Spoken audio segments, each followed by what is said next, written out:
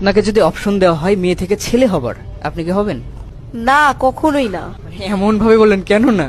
আপনি যদি আমাকে বলেন পাখি হইতে পাখি হব, বিড়াল হইতে বলে বিড়াল হব, কুকুর হইতে বলে কুকুর হব, কিন্তু আমি কখনো ছেলে হব না ভাই। কারণ দেখে আসতেছি যে ছোটবেলা থেকে ছেলেরা অনেক স্ট্রাগল করে, তাদের হচ্ছিল দায়িত্ব নিতে হয়, ফ্যামিলির দায়িত্ব নিতে হয়, তারপর আবার হচ্ছিল বিয়ের পর ওয়াইফের দায়িত্ব নিতে হয়, বাচ্চা কাচ্চার এগুলোর দায়িত্ব নিতে হয়।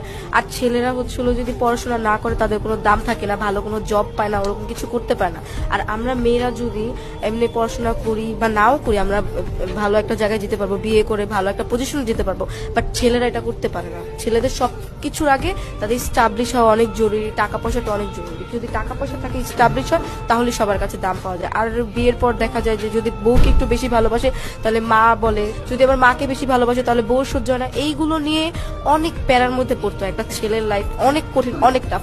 তো আমি ভাই একটা ছেলে কখনোই হতে পারবো না।